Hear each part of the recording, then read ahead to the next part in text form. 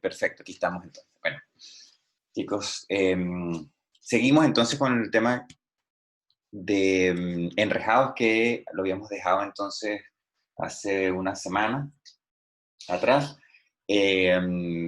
Recordando como todos los martes qué es lo que tenemos para esta semana. Recuérdense que el viernes tenemos la entrega de la tarea 5. Eso significa que vamos por la mitad de nuestra entrega de tareas.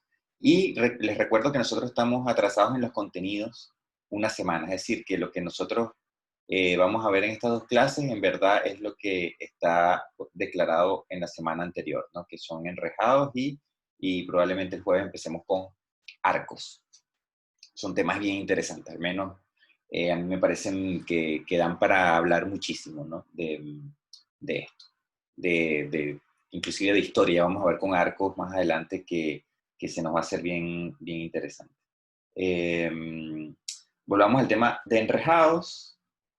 Voy a tratar de recordar un poco dónde dejé yo la clase. Es más, tal vez vale la pena hacer muy rápidamente una, una vista general de lo que nosotros estábamos haciendo o de cómo planteamos los problemas. Entonces, habíamos dicho que para resolver enrejados, los enrejados teníamos que asumirlos en este curso de isostática como elementos o enrejados que están conformados por elementos que son bielas. Las bielas, para que sean bielas, significa que son elementos que solamente van a trabajar o a tracción o a compresión, es decir, que tienen esfuerzos axiales puros, no tienen corte ni tienen flexión. Y para que eso ocurra en un enrejado, yo tengo entonces que cargar el enrejado sobre los nodos. Y yo voy a asumir que todos los elementos están unidos entre ellos a través de rótulas. Eso era lo que nosotros, digamos, esa es la condición base para poder resolver un problema acá en isoestática. ¿Qué era lo que hacíamos? Entonces, habíamos visto un método que se llamaba el método de los nodos. Hoy vamos a ver un método que se llama el método de las secciones, pero yo voy a arrastrar un poquito del método de los nodos y vamos a ver, repasar muy, muy por encima qué es lo que significa ese método de los nodos. Pero el método de los nodos lo que hacía era, o lo que nos planteaba era hacer los diagramas de cuerpo libre en cada rótulo. Y entonces lo que nosotros teníamos era que si nos enfocábamos en una rótula en particular, entonces yo hacía el diagrama de cuerpo libre de esa rótula y yo ponía entonces esfuerzos axiales en las direcciones donde están las barras. Y como yo sé que las barras solamente van a tener esfuerzos axiales, yo asumo entonces que mis incógnitas van a tener la misma dirección de la barra. Entonces yo voy a llamar a esto el esfuerzo axial 1, el esfuerzo axial 2, el esfuerzo axial 3 de la barra 1, 2, 3. Y yo tengo ahora que colocar también acá la fuerza externa que es de 2 kilonewtons, que está ahí.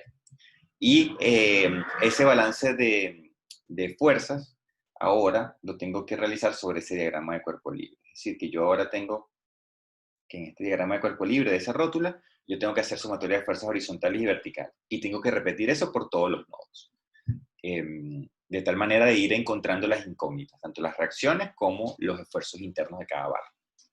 Esto es siempre igual, es siempre lo mismo, no hay mucha, digamos, detalle oculto en los enrejados, siempre se hacen de la misma manera. Y es un método que nosotros entonces veíamos que nos servía para calcular los esfuerzos y las reacciones de todo el enrejado, porque yo voy formando sistemas de ecuaciones, entonces yo no puedo enfocarme, por ejemplo, en unas barras en particular, sino que yo tengo que resolver estoy obligado a resolver todo el problema, todos los esfuerzos de todos los elementos del enrejado. Entonces, en eso consistía el método de los nodos. Entonces, pensando en eso, vamos a ver unas situaciones particulares que ocurren en el método, en los métodos de los nodos no, que ocurren en los enrejados como tal. Y esas situaciones particulares son estas que yo presento acá, donde yo tengo, aquí les estoy presentando, solamente unas partes de un enrejado genérico. Entonces, en un primer momento, a mí me interesa, tal vez yo pudiera, sí, vamos a enfocarnos digamos, en una sección de un enrejado que tenga esa característica, es decir, un enrejado que termine en algún lugar con solamente 2 barras que llegan a una rótula. ¿Sí? Entonces, ¿qué pasa en esa condición? ¿Qué pasa cuando yo me encuentro con un enrejado que tiene esa característica? Es decir, que una parte del enrejado tiene esa característica. Básicamente lo que estoy diciendo es, ¿qué es lo que sucede en una rótula? ¿Qué es lo que sucede en una rótula a la cual solamente llegan 2 barras? No hay fuerza externa, ni hay reacciones, solamente hay 2 barras que llegan a esa rótula. Si nosotros hacemos un diagrama de cuerpo libre, que es este que está acá abajo, de la rótula, vemos que hay 2 posibles fuerzas en la dirección de cada una de las barras, axiales a las barras, y si yo hago entonces la sumatoria de fuerzas verticales y horizontales, yo me puedo dar cuenta que esas fuerzas son cero. Si yo hago un diagrama, si yo hago una sumatoria de fuerzas verticales, yo me doy cuenta que la componente vertical de F2 es la única fuerza que aparece en la vertical, por lo tanto F2 tiene que ser cero. Y si F2 es cero, cuando hago la sumatoria de fuerzas horizontales me da que F1 es cero. Por lo tanto, cuando yo veo un enrejado, y yo tengo un enrejado y veo que hay un nodo o una rótula a la cual solamente llegan 2 barras y no hay fuerzas externas, yo sé que esas barras no tienen fuerza interna, es decir, no tienen esfuerzo axial, tienen esfuerzo axial cero. Eso lo puedo ver por inspección, ¿sí? Entonces, por eso yo hago esta salvedad acá en este momento, para poder empezar a tener esa intuición de los enrejados. Fíjense qué sucede en un nodo al cual lleguen 3 barras, pero 2 barras son paralelas entre ellas. Entonces, ¿qué sucede en ese nodo? O sea, un nodo en el cual llega una barra por un lado, llega una barra por el otro y llega una tercera barra en cualquier ángulo. ¿Sí? Lo importante es que hay 2 barras que son que están alineadas, están sobre la misma dirección. Y cuando nosotros hacemos entonces el diagrama de cuerpo libre de ese nodo, que obtenemos eso que está allí, una fuerza en cada dirección de la barra, tenemos 3 fuerzas.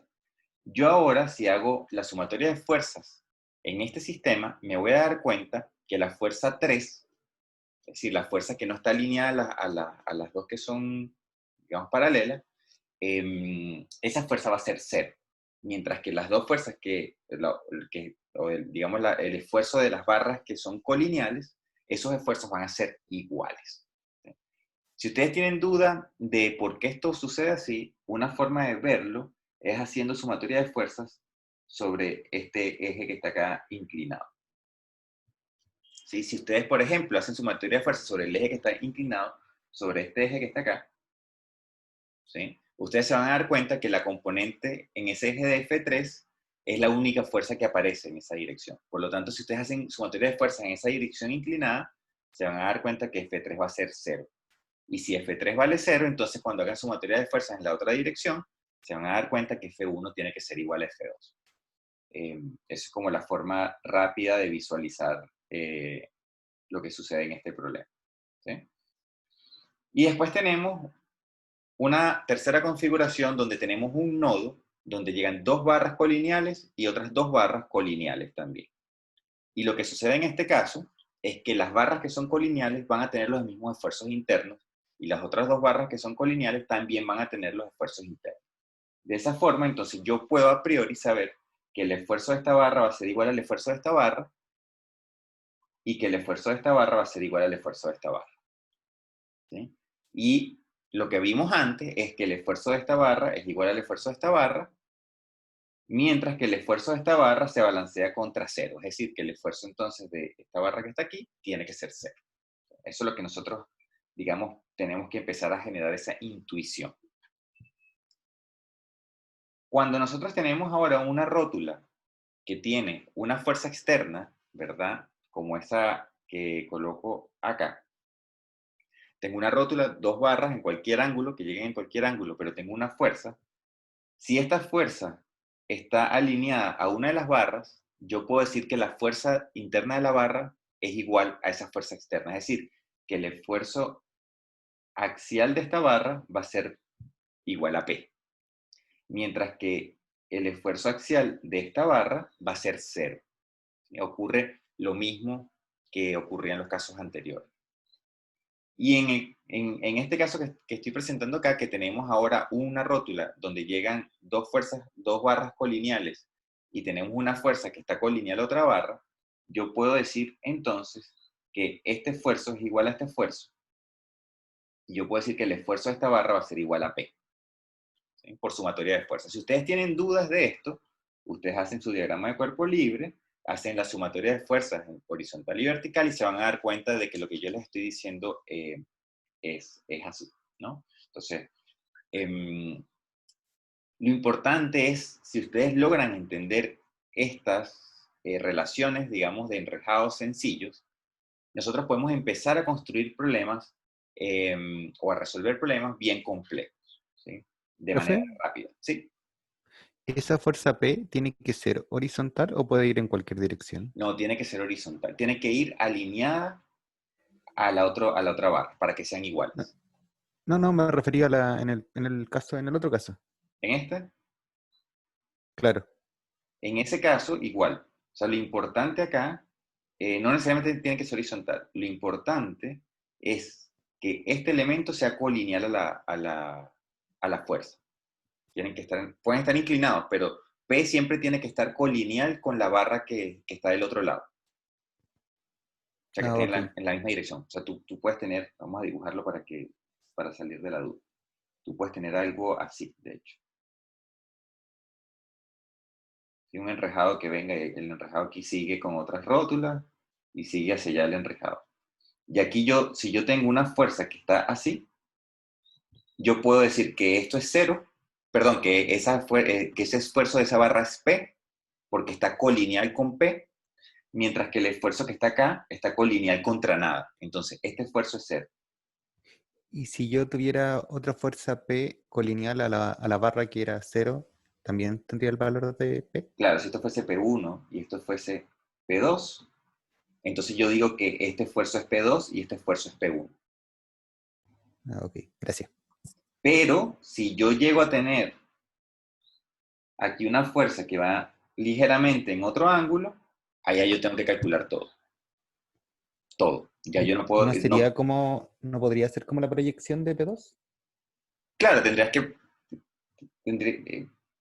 tú pudieras Como entenderlo, descomponerla como en el, claro, tú claro. pudieras descomponerla acá como este P2, pero también tendrías que descomponer esta componente que está acá, ¿sí? Entonces, te aparece esta fuerza que igual tienes que, no la puedes balancear contra ninguna de las barras. Ah, Entonces, verdad. allí necesitas hacer la sumatoria de fuerzas a mano. No puedes decir, de hecho, no puedes decir cuando tú tienes algo de esta manera, o sea, cuando tú tienes alguna de estas dos fuerzas que no son colineales a las barras, tú tienes que hacer la sumatoria de fuerza a mano. No puedes decir, no puedes decir ni siquiera que este esfuerzo va a ser P1. Tienes que hacer la descomposición. O sea, esto solamente aplica cuando yo tengo barras y fuerzas que son colineales al, al, a, digamos, a nuestro sistema. Eso es el único cuidado que tenemos que tener. Ok. Bueno, ya vamos a hacer un ejemplo de esto más adelante. Entonces, esto es el método de los nodos. ¿Sí? Un método que es sencillo, es siempre igual, eh, es siempre igual, pero tiene esa desventaja de que tenemos que trabajar, digamos, sobre todo el enrejado. Yo no puedo separar, yo no puedo decir, yo quiero encontrar el esfuerzo de esta barra en particular, sino que yo estoy obligado de alguna manera a ir resolviendo el enrejado de manera completa hasta llegar al elemento que a mí me interesa. ¿Qué significa eso? Significa que, por ejemplo, en un caso de este estilo, ¿sí? Si yo estoy interesado en encontrar, es más, vamos a ponerlo más complejo. Vamos a suponer que yo tengo este enrejado que está allí, y yo quiero encontrar cuánto vale el esfuerzo de esta diagonal que está acá. Bueno, entonces yo tengo que empezar a hacer todo el balance de nodos, de todos estos nodos, ¿sí? Para poder ir resolviendo los esfuerzos en estas dos barras, los esfuerzos en estas barras, los esfuerzos aquí, los esfuerzos aquí, los esfuerzos aquí, los esfuerzos aquí, hasta llegar a poder calcular los esfuerzos en este nodo y encontrar el esfuerzo de la barra que a mí me interesa. ¿Sí? Eso, estoy pensando como ingeniero, yo tengo este puente y digo, yo quiero saber cuál es el esfuerzo de esta barra que está ahí. ¿Sí? Si yo aplico el método de los nodos, estoy obligado a ir resolviendo nodo por nodo, nodo por nodo, nodo por nodo, hasta llegar al elemento que a mí me interesa. Sin embargo, yo puedo aplicar, ¿verdad?, lo que se conoce como el método de las secciones. Y el método de las secciones es lo que les voy a hablar a continuación. Se utiliza principalmente para encontrar los esfuerzos de elementos de un enrejado en particular. Es decir, yo no quiero resolver todo el enrejado, sino quiero encontrar los esfuerzos de cierta biela en particular. Por ejemplo, ese que yo le dije del puente, ¿no? Sin tener que resolver todos los nodos anteriores. Entonces, uno lo que hace es seccionar nuestro enrejado justamente por el punto o por las barras donde yo quiero encontrar los esfuerzos. Esto es casi lo mismo de lo que nosotros hacíamos en las vigas, que nosotros queríamos encontrar los esfuerzos internos y lo que hacíamos era seccionábamos la viga para que aparecieran los esfuerzos internos y hacíamos un balance de fuerzas y momentos. Acá es exactamente igual. Aquí, por ejemplo, en este enrejado que yo estoy colocándolo acá, si yo quisiera encontrar el esfuerzo de la barra 1, sería este esfuerzo de esta barra que está acá, ¿sí? Por el método de los nodos, yo tendría que ir encontrando entonces balance de fuerzas aquí, balance de fuerzas, y ya ahí en algún momento llegaría el balance de fuerzas acá y pudiera encontrar entonces cuánto vale ese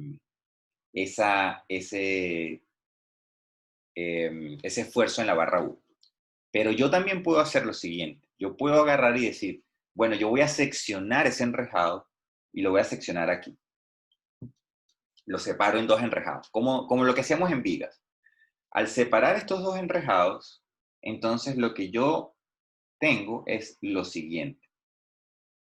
Y de hecho lo puedo hasta, me parece que aquí se está viendo, sí. Así que lo puedo achicar un poco. Okay.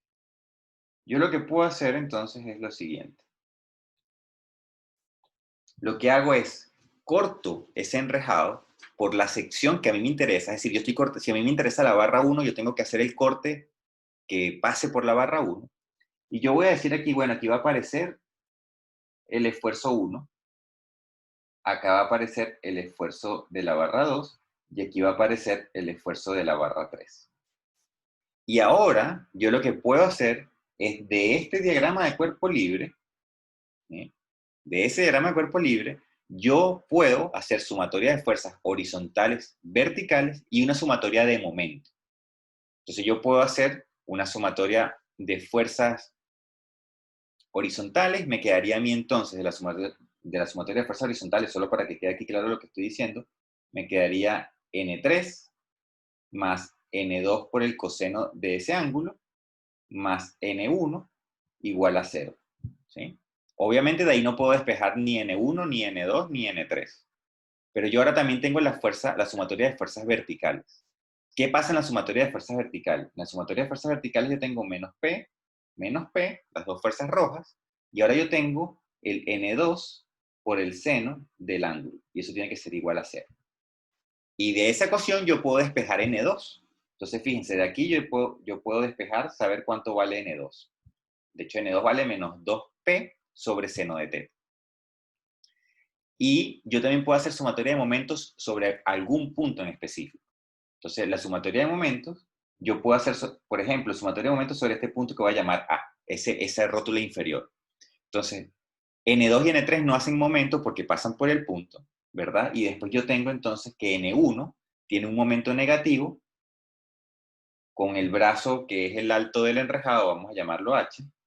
Este H es esta distancia que está acá.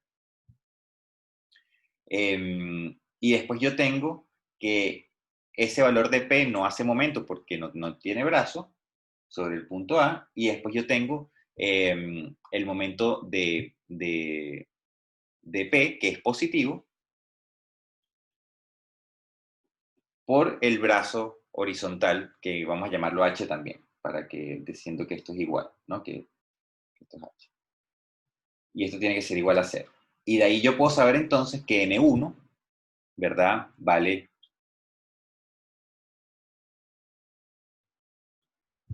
igual a P, es igual a P.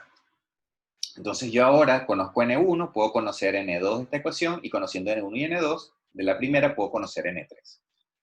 ¿Sí? Entonces, fíjense lo interesante del método de las secciones, y es que el método de las secciones me permitió a mí, en este caso, encontrar los esfuerzos de las barras que yo estoy atravesando cuando hago la separación del enrejado, porque al separar, si yo separo el enrejado, ¿sí? Por justamente acá, y yo atravieso 3 barras, pues yo voy a tener 3 incógnitas, que son los 3 esfuerzos internos. ¿Sí? Como aparecen 3 incógnitas, yo dispongo de mi diagrama de cuerpo libre, tengo 3 ecuaciones, por lo tanto yo puedo encontrar esas 3 incógnitas. Y lo que estoy diciendo, fíjense lo potente de este método, que para este caso en específico, yo puedo encontrar los esfuerzos, inclusive sin calcular las reacciones. Entonces, esto me permite a mí, de manera muy rápida, encontrar esfuerzos de barras específicas. Obviamente yo no voy a resolver todo el enrejado haciendo el método de las secciones, porque sería muy lento y muy tedioso. Si yo tuviese que resolver todos los esfuerzos de todas las barras. El método de las secciones yo lo utilizo es para resolver, digamos, encontrar los esfuerzos de barras específicas, sin tener entonces que resolver todo el enrejado. Eso es la importancia del método de la sección. Entonces, yo lo primero que me tengo que preguntar cuando estoy resolviendo un problema de enrejados es lo siguiente. La primera pregunta es, ¿tengo que encontrar los esfuerzos de todas las barras o no? Entonces, si tengo que encontrar el esfuerzo de todas las barras, aplico el método de los nodos. Si tengo que encontrar el esfuerzo de una o dos barras en particular nada más, aplico el método de la sección, porque es más fácil. Entonces, de eso se trata este método de las secciones. Ese fue el primer ejemplo. Yo usualmente explico el método de las secciones con ejemplos, me parece que es mucho más claro. Aquí hay un segundo ejemplo, ¿verdad? Donde nos piden, tal vez voy a colocarlo así para que se entienda lo que vamos a hacer. Profe, Ajá, cuéntame. uno podría aplicar el método de las secciones y después como ocupar el método de los nodos con los datos ya obtenidos del método de las secciones. Por supuesto, esto es todo vale, ¿sí? Y de hecho eso es lo que vamos a hacer nosotros un poquito, con eso vamos a cerrar la clase. Ah, ok. Porque al final, yo soy ingeniero, yo no soy matemático, yo no me voy a poner aquí con purismo, ¿sí? Entonces ¿qué tengo que tratar de hacer? Tratar de buscar la forma más rápida y fácil de resolver un enrejado.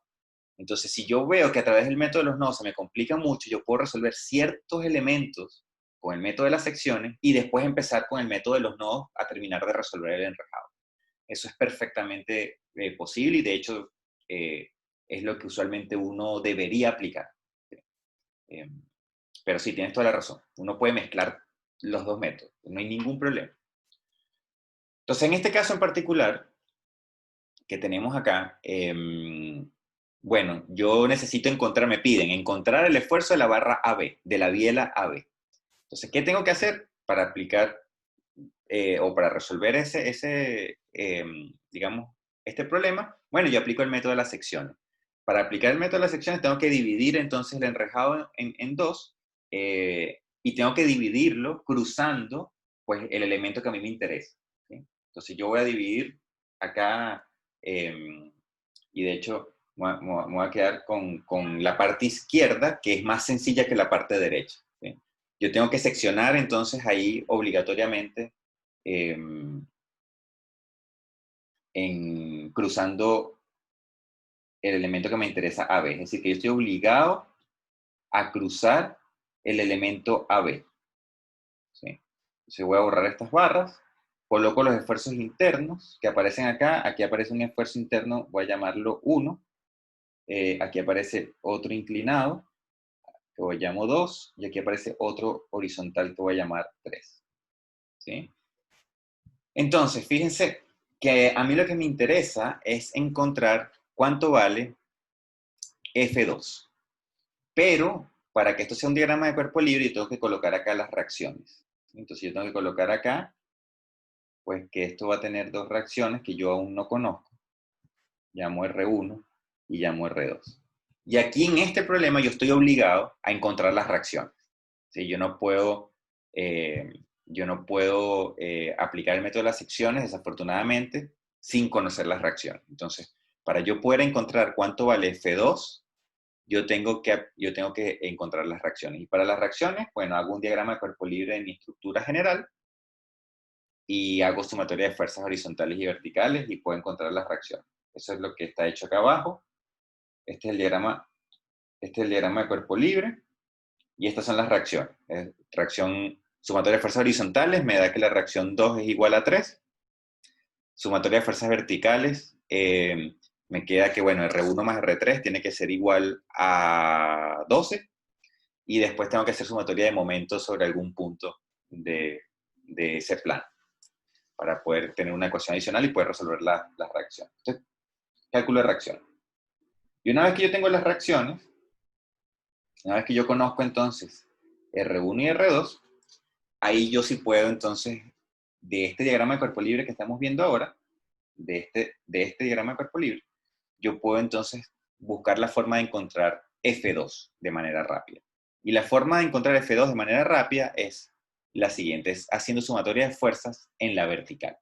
Entonces, si yo llamo a este ángulo θ, yo sé que entonces F2 coseno de θ va hacia abajo negativo, estoy haciendo sumatoria de fuerzas verticales, más R1, que es la reacción, menos 4. Esto tiene que ser igual a 0. Cuando apenas yo conozca la reacción, ya yo puedo despejar cuánto vale F2. El problema se resuelve súper rápido. No tengo que hacer mayores cálculos. Calculo la reacción R1 y apenas yo tenga la reacción R1 calculada, yo puedo entonces calcular cuánto vale la fuerza interna o el esfuerzo interno de la barra AB. Entonces, esto sería como el segundo ejemplo, ¿no? Esto es súper sencillo, en verdad. Esto no tiene mayor complicación. Y aquí hay un tercer ejemplo, que sí es un poquito más enredado, por lo siguiente. Vamos a suponer que yo, de este ejemplo que está acá, yo calculo las reacciones. ¿Sí? Yo puedo calcular cuánto valen las reacciones. Eso, como siempre lo hemos hecho. Y ahora yo me pregunto, bueno, ¿cuál es el esfuerzo AB? Entonces yo digo, voy a aplicar el método de las secciones porque nada más necesito el esfuerzo AB. Si yo hago esta separación acá, ¿verdad? Cuando yo separo este problema, voy a abrir aquí tal vez una ventana para que quede claro lo que estoy diciendo. Vamos a traerme esto.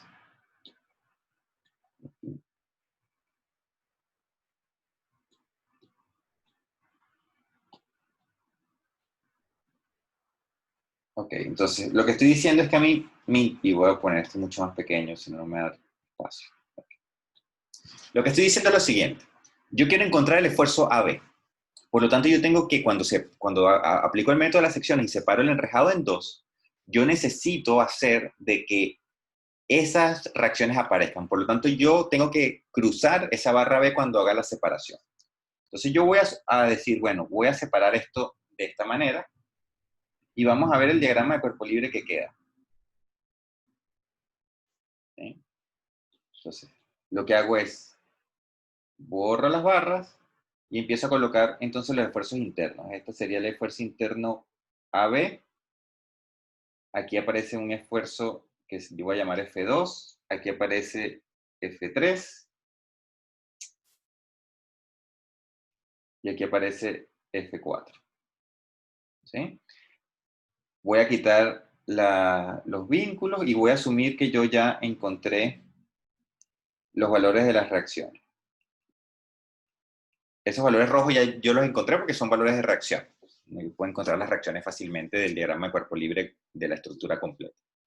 Pero fíjense ahora, a mí me interesa F1, pero yo tengo 4 incógnitas en este diagrama de cuerpo libre, que son las 4 flechas o las 4 fuerzas que están en verde.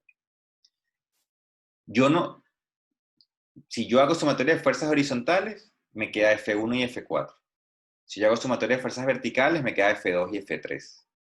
Y si yo hago sumatoria de momentos, no tengo cómo tener una ecuación que me dé a mí, derechamente, el valor de F1 como tal. ¿Sí? Entonces yo aquí tengo 4 incógnitas, tengo 3 ecuaciones, y se me hace difícil encontrar una forma de resolver este problema a través del método de la sección. Sin embargo, yo pudiera ahora hacer un seccionamiento de esta manera. Yo pudiera separar la estructura de esta forma, y yo ahora me voy a traer esto, copy-paste, acá, y el diagrama de cuerpo libre entonces que yo estoy encontrando, ¿sí?, sería el siguiente. Tendría aquí ahora esta fuerza que va hacia abajo, que sería F5, y yo tendría acá una fuerza que va hacia arriba, que sería F6.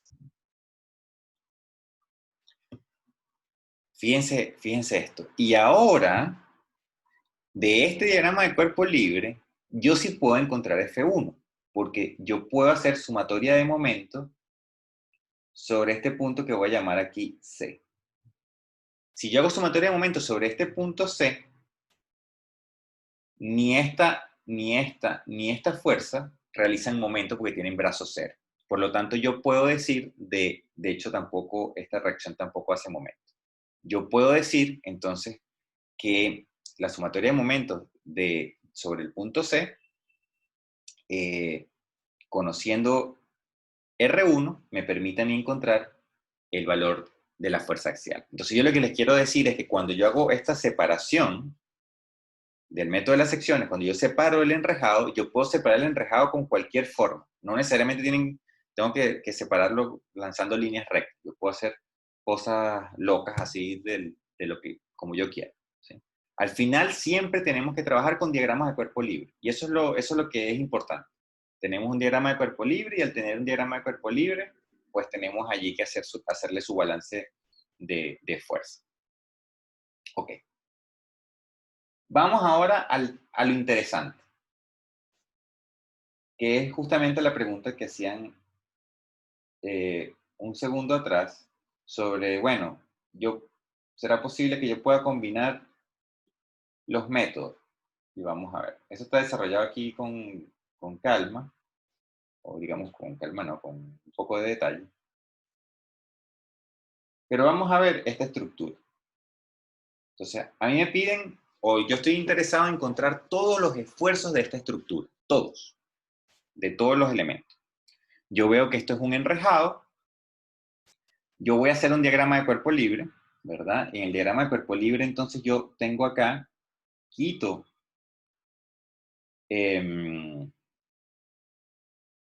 este vínculo, le coloco esto R1, quito este vínculo, coloco acá R2 y R3.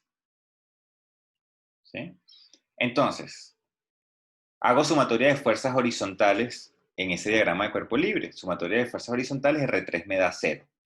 Ya, elimino R3. Ahora, yo voy a hacer sumatoria de momentos sobre este punto que voy a llamar A. ¿Sí? Entonces, si yo hago la sumatoria de momentos, estoy encontrando las reacciones. Sobre el punto A, yo tengo entonces que la fuerza P hace un momento que es positivo, que es P por 2, porque el brazo es 2. Digamos, todo el enrejado es cuadrado, de 1 por 1, 1 metro por 1 metro.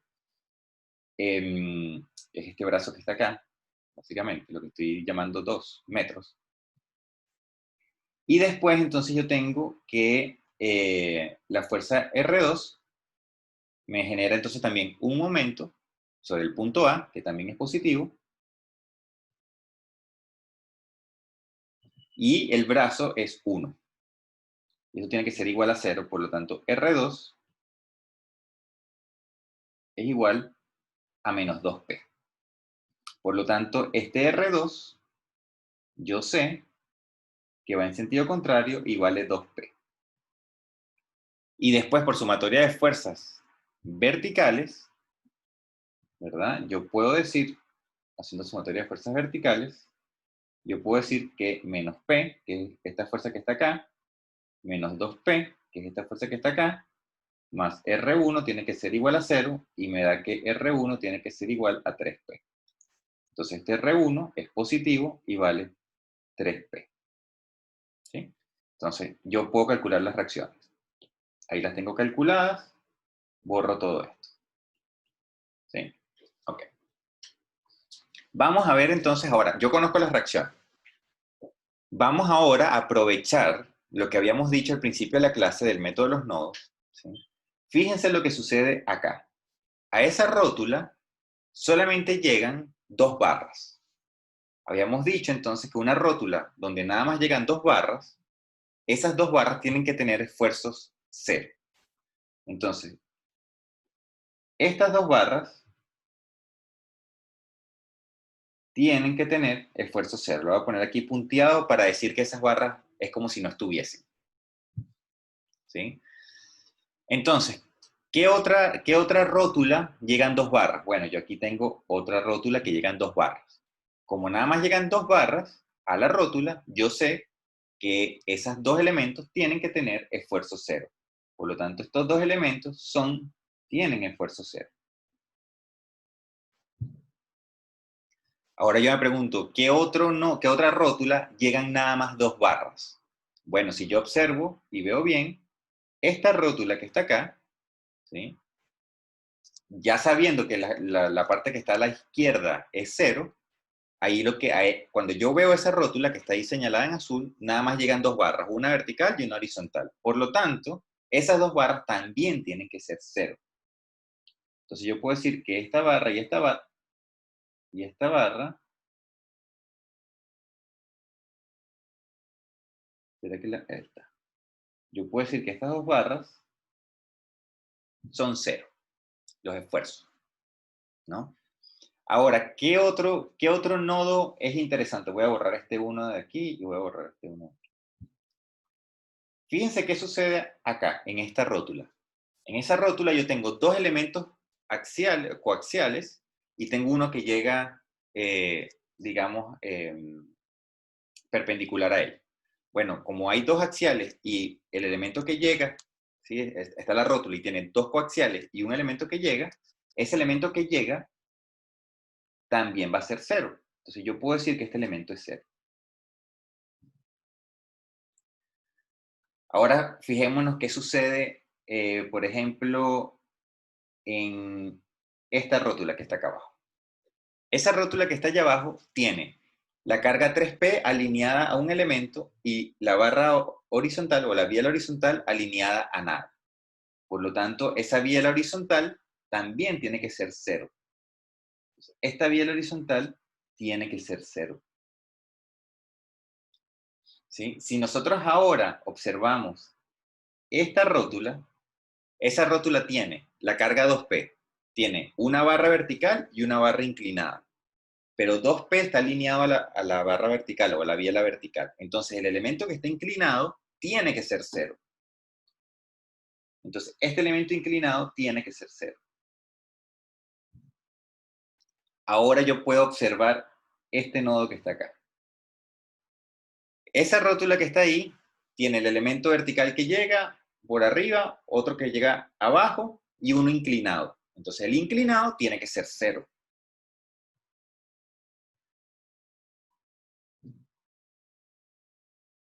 ¿Qué otra cosa puedo decir aquí? Bueno, tengo este elemento que está acá. Tengo esa rótula. Esa rótula tiene 2 elementos, 2 barras coaxiales y una tercera que llega. La que llega es 0.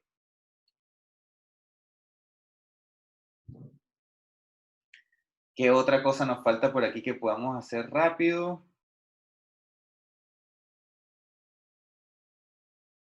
Pues no tenemos mucho más. Entonces, ¿qué puedo decir yo? Yo sé que esta barra va a tener una fuerza que es 2P. Si esa barra tiene una fuerza que es 2P, o sea, tiene una tracción que es 2P, entonces esta también tiene 2P. Estoy haciendo los balances rápidamente en cada una de las rótulas. Lo mismo pasa en esta barra. Tiene que ser 3P. Esto tiene que ser 3P. Si esta es 3P, entonces, o sea, si yo veo esto y observo este nodo que está acá, yo también me doy cuenta que en ese nodo llegan 2 barras verticales, 2 barras horizontales. Yo sé entonces que las 2 barras verticales tienen que tener el mismo esfuerzo y las 2 horizontales tienen que tener el mismo esfuerzo. Entonces yo sé que esta barra que está acá tiene que tener 3P, porque tiene que ser igual a la de abajo. Y después me toca resolver el resto por el método de los nodos. Entonces, yo tendría que resolver en este caso, tendría que hacer un balance de este nodo, de este nodo y de este nodo. Nada más. Y resolvería el enrejado entero. Entonces, yo puedo aprovechar estas nociones, ¿verdad? De qué cosas van a ser cero para poder acelerar los resultados. Aquí hay algo importante y esto es una pregunta que siempre surge en este problema. ¿Sí? Y la pregunta que surge es, si esos elementos son cero, ¿por qué tienen que estar en el enrejado? ¿Sí? Entonces, siempre preguntan eso. Ah, pero si hay un montón de elementos que tienen esfuerzo interno cero, el hecho que estén o que no estén daría igual. La respuesta a eso es sí, efectivamente. Esto quiere decir que si a ese enrejado que yo tenía originalmente, ¿sí? Así, voy a copiarlo acá.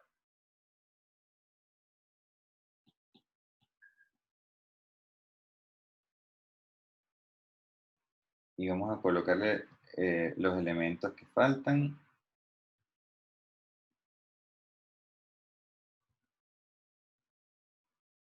Si a este enrejado de la derecha yo agarro y le corto, le separo, le empiezo a separar piezas, por ejemplo, yo digo, ah, no importa, este elemento es cero, se lo quito.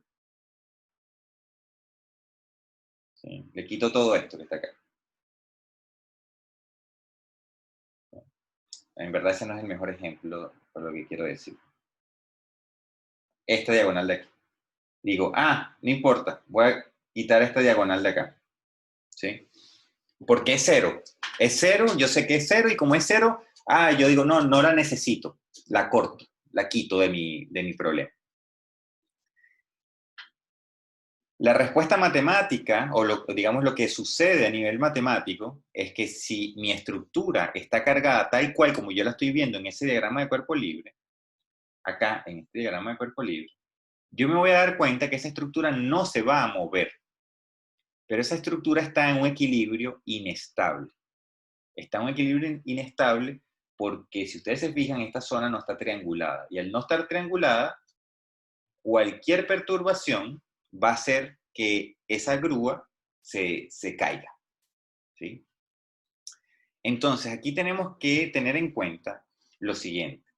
Cuando yo resuelvo el problema, yo hago un diagrama de cuerpo libre y contemplo unas fuerzas externas. Esas fuerzas externas, como lo estamos haciendo ahora, puede hacer que alguno de los elementos de la estructura tenga un esfuerzo que sea cero.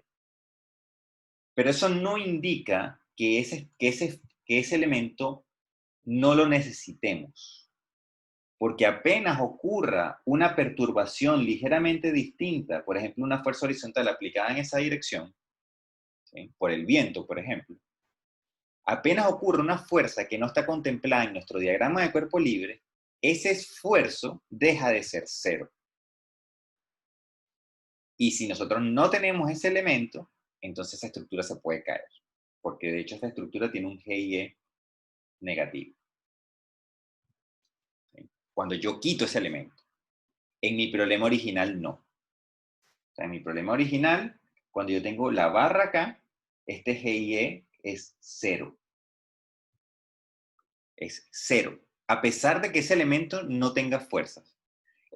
Y si yo corto este elemento que está acá, es lo mismo, matemáticamente me va a decir, ese esfuerzo es cero, no lo necesita. Pero eso es como agarrar un péndulo, ponerlo digamos, hacia arriba, y soltarlo justo en la posición matemáticamente cero de desplazamiento, cero de inclinación, y matemáticamente el péndulo se va a quedar ahí. Pero si yo lo soplo, el péndulo se cae.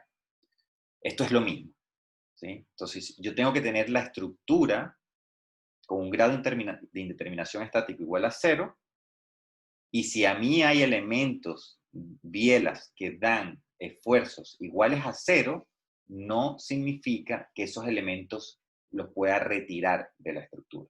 Porque cualquier perturbación que tenga esa estructura en alguna otra dirección va a hacer que esa estructura colapse. Entonces, esto es importante. Esto es muy importante. En los enrejados, casi siempre cuando uno hace los cálculos de un enrejado, digamos, en condiciones nominales o condiciones, digamos, de operación normales, hay un montón de elementos que usualmente quedan sin tracción y sin compresión, es decir, que quedan con esfuerzo cero axial. Es decir, hay un montón de elementos de un enrejado que no trabajan, básicamente. Y empiezan a trabajar cuando esa estructura es excitada, digamos, de manera no convencional. Por ejemplo, con vientos cruzados, viene un terremoto. Y ahí entonces esos elementos que no trabajan en la condición, digamos, normal de operación, empiezan a trabajar. Se pudiera entender que son elementos que trabajan solamente cuando hay acciones fuera de lo común de mi diseño original. Yo no sé si esto se entiende, pero esto es importante que lo tengan presente. Y bueno, esto es enrejado. Aquí no hay, digamos, cosas ocultas. Yo puedo resolver este mismo problema con el método de los nodos, pasando 10 horas resolviendo, no 10 horas, pero no sé, 3 horas resolviendo todos los nodos, haciendo los balances de fuerzas uno por uno. O yo puedo ser un poco más astuto y poder empezar a ver qué elementos son cero por inspección, y a partir de ahí, entonces, resolver mi problema ya muchísimo más simplificado. Fíjense que, de hecho, el problema que se está resolviendo acá es esto. Si ustedes se fijan. Ese es el problema que se está resolviendo. ¿Sí? Y eso es mucho más fácil de resolver que el problema que está a la derecha. ¿Sí? De hecho, ustedes ya conocen, de hecho es esto lo que están resolviendo. Diciendo que esto que está acá es esto. Eso es lo que ustedes están resolviendo. Ese es el enrejado que tienen que resolver.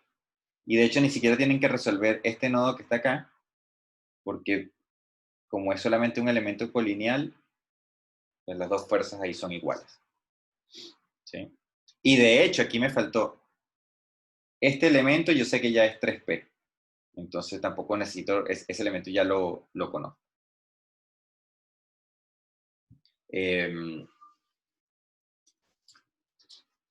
Bueno, aquí tienen para que se diviertan un rato con el tema de los enrejados. El tema de los enrejados son bien interesantes. Y aquí tengo unos minutos para poder a lo mejor decirles a ustedes una información adicional.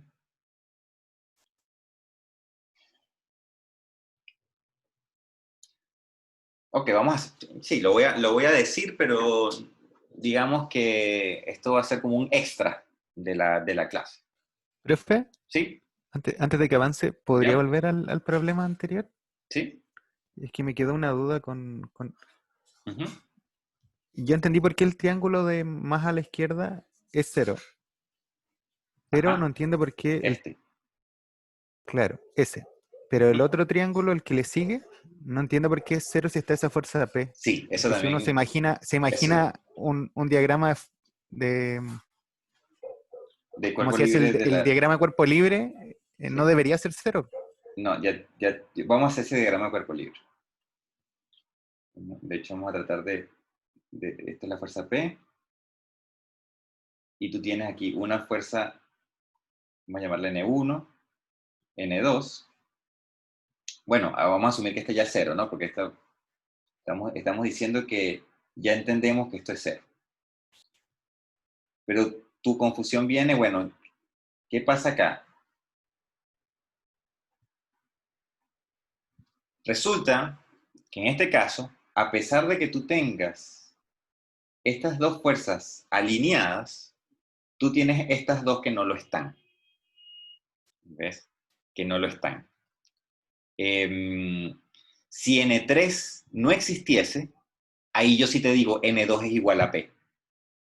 Pero como yo tengo estas dos fuerzas que están acá, estas dos fuerzas que están ahí, N1 y N3, yo no puedo decir a priori que P es igual a N2. Entonces, a pesar de que ese diagrama de cuerpo libre está correcto, yo no puedo decir eso. Si yo estudio, en cambio, ¿sí? Esto que está acá sería el diagrama de cuerpo libre de este nodo, de esta rótula. Voy a hacer el diagrama de cuerpo libre de la rótula inferior. ¿Sí? Entonces, de la rótula inferior, tú vas a tener acá esta fuerza que va a ser N2, ¿sí? Reacción y reacción, y voy a tener otra fuerza acá que voy a llamar N4. Y de este diagrama de cuerpo libre, yo sí puedo ver, o sea, fíjate que del diagrama de cuerpo libre acá, que está a la izquierda, yo tengo tres incógnitas, N1, N2, N3. Del diagrama de cuerpo libre que yo tengo a la derecha, tengo dos incógnitas nada más. Entonces, el diagrama de cuerpo libre a la derecha, yo puedo encontrar que N4 es igual a 0 y N2 es igual a 0.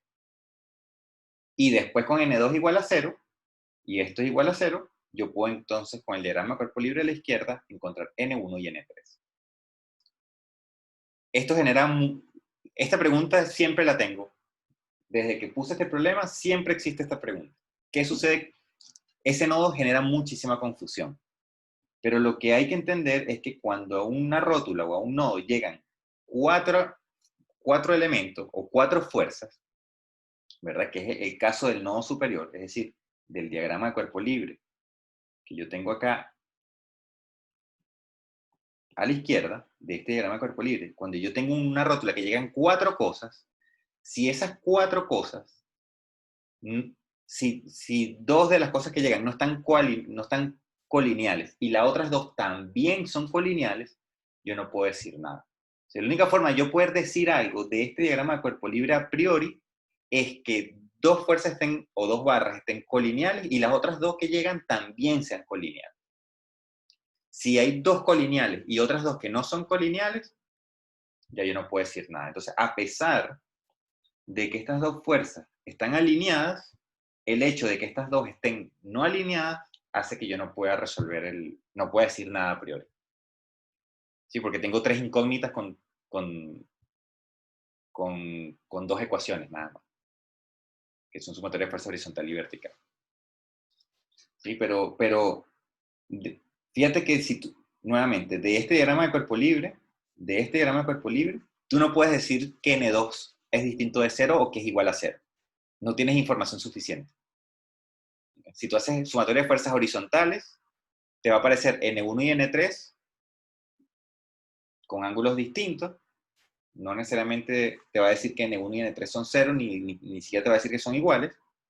Y si tú haces sumatoria de fuerzas verticales, te aparece N2, N1 y N3. Entonces tú no puedes decir que N2 es distinto de 0. No puedes, de este diagrama de cuerpo libre tú no puedes decir nada de N2. En cambio de la rótula que está debajo sí. ¿Eh? De esta rótula que está aquí.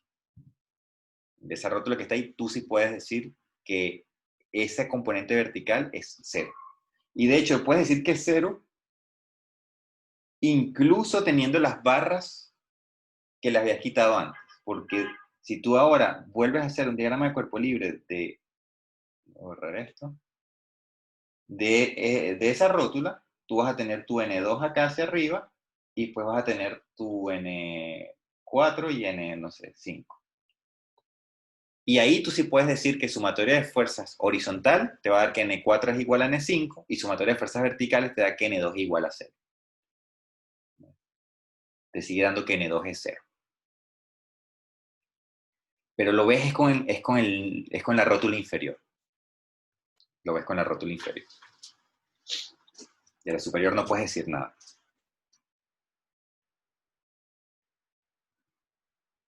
Pero bueno, ahí tienen tiempo para que puedan morder estos conceptos y que lo piensen, hagan el método de los nodos para que vean. Van a decir, ah, mira, sí, efectivamente se hace cero por el, no tengo suficientes incógnitas, no tengo suficientes ecuaciones para la cantidad de incógnitas. Ok. Entonces, esto, lo que les coloco acá, ojo, esto es extra, esto no lo voy a preguntar evidentemente en los exámenes, ni en los controles, ni nada por el estilo, pero me parece que usualmente me da la sensación de que es interesante y de que alguno de ustedes lo valora, así que, bueno, les invito a torturarse 5 minutos más para que vean lo que tengo acá. Lo que yo les estoy presentando es lo siguiente, es un script en MATLAB que yo hice hace un par de años para resolver enrejados, cualquier enrejado. Yo lo hice con la intención de que ustedes pudieran, de alguna manera relativamente rápida, jugar con enrejados y tener algún tipo de sensibilidad de lo que sucede con un enrejado cuando yo cambio el enrejado, cambio la fuerza, sin tener que resolver todo a mano, sino que sea más como digamos, un software no un software, pero un script que te permite resolver enrejados de manera rápida y que te permite visualizar los resultados para ganar lo que llamamos un insight, ¿no? Una sensación, una sensibilidad de lo que ocurre con los enrejados. Ok, esto es un enrejado cualquiera, lo puse como ejemplo, esto sirve para cualquier enrejado. ¿Qué es lo que yo les digo? ¿Cómo funciona este script? Bueno, este script requiere identificar con números las bielas, ¿verdad? Y los nodos. Entonces aquí los nodos están identificados en verde. Yo coloco el número que yo quiera, al nodo que yo quiera. Lo importante es que no se repitan los números y que los números sean, digamos, consecutivos, ¿no? Entonces, está el número 1 acá, perdón, el número 1, ¿verdad? En verde, el 2, el 3, es decir, todas las rótulas están numeradas. Después las barras están numeradas, que son los azules, ¿no? Entonces los azules, que están en círculo como para diferenciarlo un poco más, entonces todas las barras están numeradas. Y después las reacciones también están numeradas. Entonces yo puse aquí en rojo las reacciones, ¿no? Estoy diciendo, no es que la reacción valga 1, sino que estoy diciendo que esto va a ser, es un nombre, es como si fuese R1, esto como si fuese R2, esto como si fuese R3. Es un nombre. Ok. Una vez que yo tengo eso, yo tengo que definir entonces las coordenadas de cada uno de los nodos o de las rótulas. Entonces, yo tengo que sacar esta tablita que está acá. ¿Sí? La tengo que construir a mano. Esto lo tengo que hacer a mano. Entonces, tengo los nodos del 1 al 6, porque son 6 nodos, siempre de menor a mayor, y tengo que ir colocando su coordenada X y su coordenada Y. ¿No? Entonces, bueno, yo tengo que plantearme aquí un sistema de coordenadas, en particular mi sistema de coordenadas está parte de acá, X, Y, es decir, parte 0, 0 es el nodo 1, y ahí voy. Entonces, el nodo 2, que sería este nodo que está acá, tendría coordenada X1, coordenada Y0. Son las coordenadas X de los nodos. Creo que esto se entiende relativamente fácil. Coordenadas X, Y de cada uno de los nodos. Sistema de referencia, el que ustedes quieran. Ahora, hay que definir una variable que yo llamo IDX, que es una matriz de identificación de las fuerzas externas. ¿Qué me dice a mí esto? Me dice, acá en verde tengo los nodos, y lo que yo tengo aquí como primera fila son las fuerzas horizontales que están aplicadas en cada uno de los nodos, ¿sí? Y estas son las fuerzas verticales de cada uno de los nodos. De tal manera que lo que me dice a mí este valor es que el nodo 1 tiene una fuerza horizontal externa 0. Eso quiere decir que el nodo 1, este nodo que está acá, tiene una fuerza horizontal externa, no reacción, externa horizontal igual a 0. Entonces, como las fuerzas horizontales externas solamente están aplicadas sobre el nodo 6, entonces yo tendría aquí que en el nodo 6 la fuerza horizontal es 5. Entonces, eso es lo que yo me tengo que construir esta tablita. Y este valor lo que me está diciendo es que el nodo 5 tiene una fuerza vertical de menos 10. De menos 10, porque en mi problema, el nodo 5 tiene una fuerza 10 que va hacia abajo. ¿Sí? Entonces yo le puse menos 10 porque mi sistema de referencia lo tomé positivo así. Ok. Así se arma entonces esta matriz que está acá, que es la matriz que yo llamo ID externa, ¿no? Que es de solamente las fuerzas externas. Por supuesto, si no hay fuerzas externas, coloco 0, pero tengo que llenar esa matriz. Ahora yo hago lo mismo, pero con las reacciones. ¿Sí? Entonces yo hago lo mismo con las reacciones. Es lo mismo que estoy diciendo. Por lo tanto, yo lo que digo es, primera fila, reacción horizontal, segunda fila, reacción vertical. Y yo lo que voy a tener acá entonces es que el nodo 1, ¿verdad? Tiene una reacción horizontal y tiene una reacción vertical. Y la reacción horizontal es la que está identificada como una reacción 2 y la reacción vertical es la reacción que está identificada como reacción 1. Eso quiere decir que si yo veo el nodo 1, yo tengo acá entonces la reacción vertical es la que yo llamé 1, la reacción horizontal es la que yo llamé 2. Entonces, en verdad, aquí lo que debería aparecer, aquí lo que debería aparecer es R2 y aquí lo que debería aparecer es R1. Pero como esto es un software, como es un script, yo necesito darle un valor numérico, no le puedo dar letras. Entonces, yo en vez de llamarlo R2, lo llamé 2, ¿no? Pero eso es lo que estoy diciendo acá. Y esto es R3. Entonces, para que esto se entienda, lo que estoy diciendo es que el nodo 3 tiene una reacción vertical, ¿sí? Limpiarlo un poquito para que se entienda de otra forma. Lo que estoy diciendo es que entonces, este 3 significa que el nodo 3 tiene una reacción vertical que yo estoy llamando R3. Esto lo que significa es que el nodo 1 tiene una reacción horizontal que estoy llamando, o sea, horizontal, que estoy llamando R2.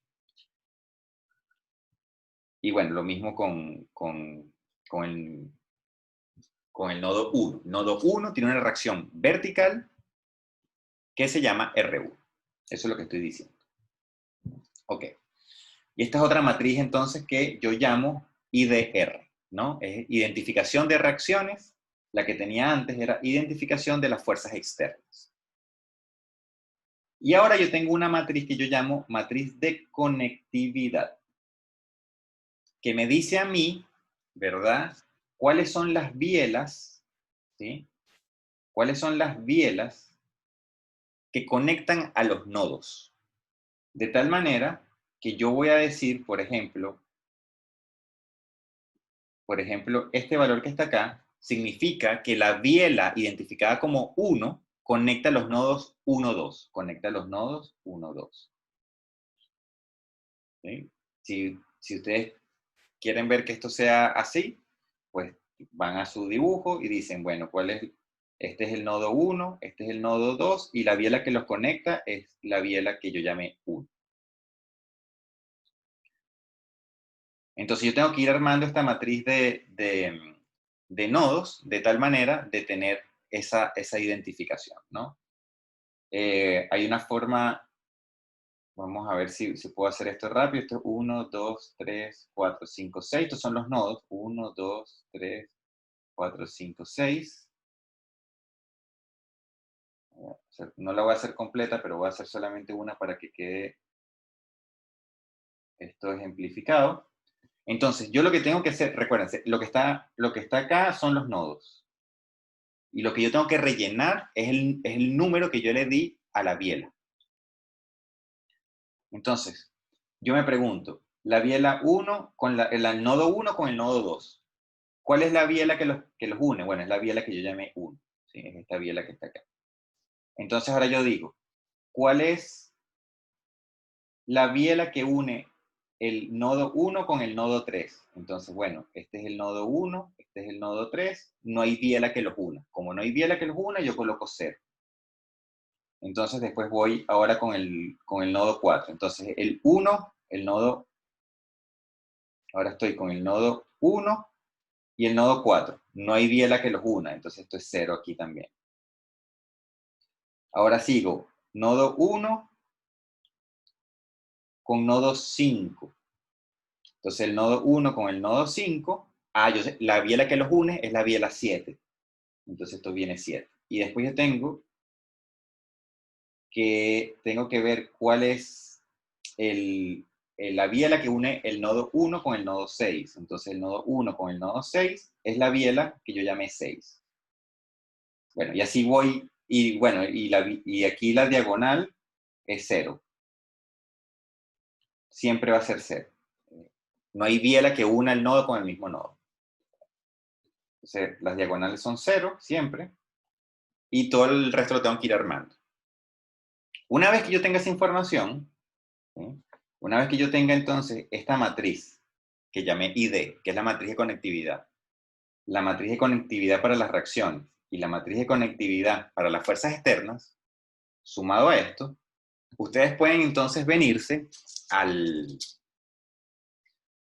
un script de MATLAB que yo hice, que lo voy a colocar en ucursos eventualmente.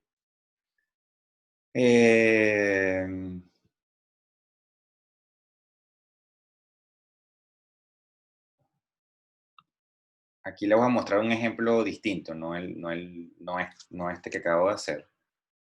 Pero bueno, se van a dar cuenta que es lo mismo. Vamos aquí mejor.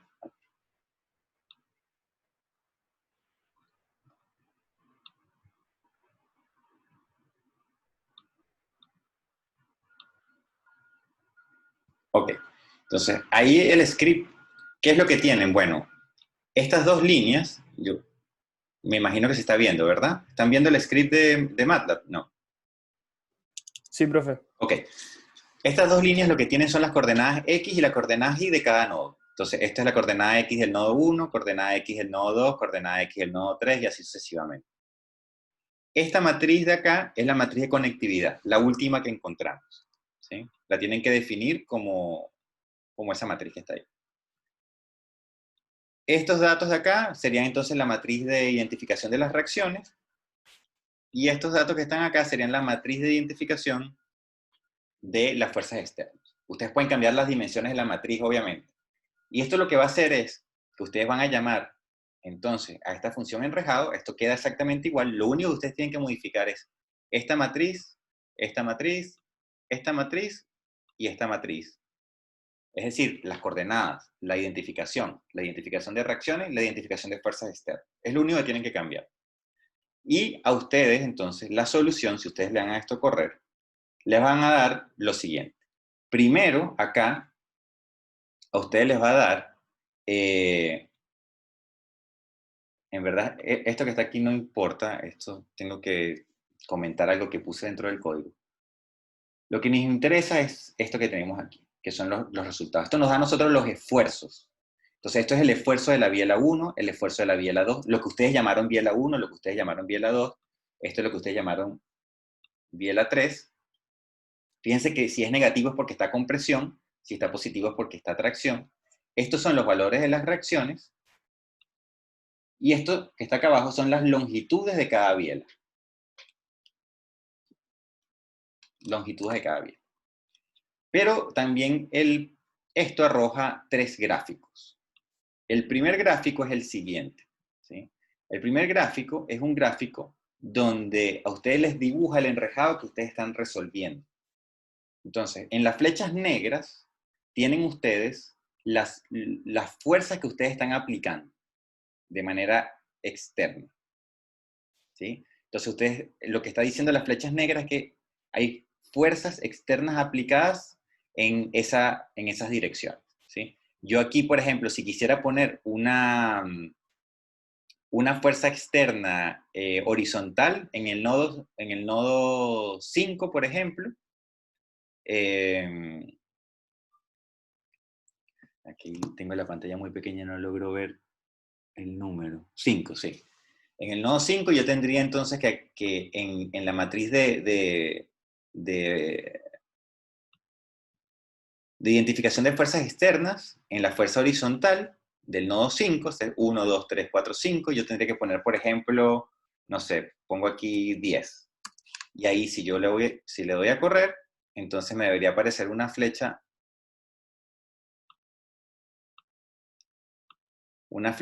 negra a la derecha en el nodo 5, tal como aparece ahí. ¿Sí? Entonces yo puedo aplicar fuerzas lo tengo aquí otra vez, ok. Esas flechas negras me dicen a mí las fuerzas externas, dónde están aplicadas. Las fuerzas rojas o las flechas rojas me dicen dónde están las reacciones. Y los numeritos que están acá me dan a mí la numeración que yo estoy empleando para las bielas y para los nodos. Aquí no se ve, pero en los numeritos que son azules es la numeración de los nodos y los numeritos que están en negro es la numeración de las bielas. Ese es el primer gráfico. El segundo gráfico que entrega el script es el valor de las reacciones, el valor de las fuerzas externas y el valor de los esfuerzos de las barras. Entonces aquí yo sé que esta fuerza externa es menos 2, es decir, esa fuerza externa va hacia abajo y vale 2, esta vale 3, esta vale menos 1. Aquí no aparece, este número apareció en rojo, ahí tengo obviamente algunos detalles todavía del script, que es 10, que es la fuerza externa, que acabo de colocar horizontal, y estos son los valores, que dice menos 7, sería el valor del esfuerzo interno de esa barra, de esa biela. Es decir, que esta biela está con presión. Y después hay un tercer gráfico, ¿verdad? Que les dibuja a ustedes las barras, en verde, las barras que están traccionadas, y en rojo, las barras que están comprimidas. ¿Sí? Entonces, de tal manera de poder visualizar en verde-rojo qué está compresión, qué está tracción. ¿Sí? Y aquí yo tengo otro enrejado, ¿sí? Este archivo que se llama Pratt-Hope, se los voy a colocar acá también para que lo vean.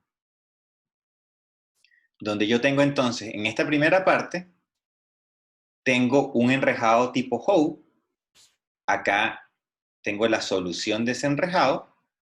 Y después yo tengo acá abajo un enrejado tipo Pratt con la solución de ese enrejado. ¿Sí? Y si le damos correr ese script, entonces lo que vamos a tener es, aparte de los valores de reacción de cada uno de ellos, lo que yo voy a tener entonces acá, déjenme ordenar un poco la información. Yo voy a tener aquí entonces el enrejado tipo Hope, de la figura 2, de la figura 3, ¿sí? Con los elementos que están en rojo comprimidos, en verde traccionados, y ahora un enrejado tipo Pratt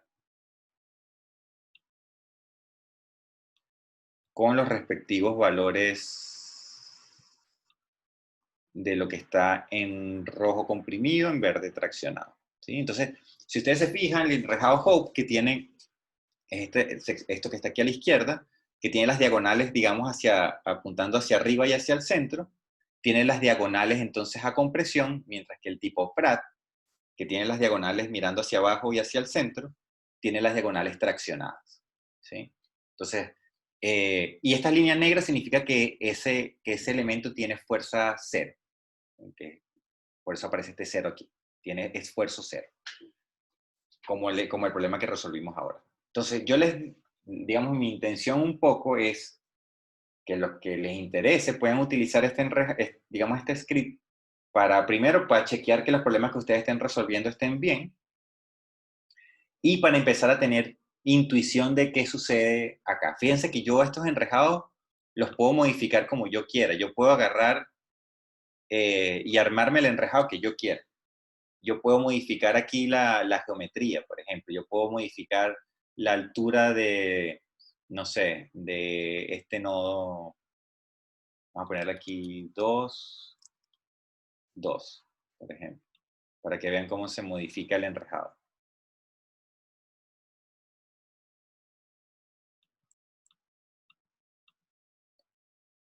Entonces ahora el nuevo enrejado es así. Yo puedo, porque tengo ahora estas coordenadas las subí a 2, 2, 2. O yo puedo dejar que esto sea 1, ¿verdad? Y yo puedo entonces ir cambiando el enrejado como yo quiera. Yo puedo ir viendo qué pasa con los esfuerzos del enrejado, si aumentan, disminuyen. Entonces este es el enrejado que me queda dejando ese solo 2 ahí.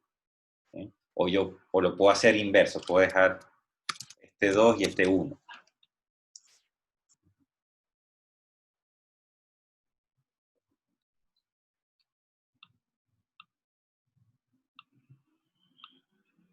Entonces me queda un enrejado así. Y esto lo puedo cambiar como yo quiera. Entonces, nos permite, o les permite a ustedes tener esa sensación de si voy cambiando la geometría, qué va pasando con los esfuerzos, aumentan, disminuyen. Y eso es interesante porque ustedes pueden empezar a ganar sensación de lo que sucede dentro de un problema.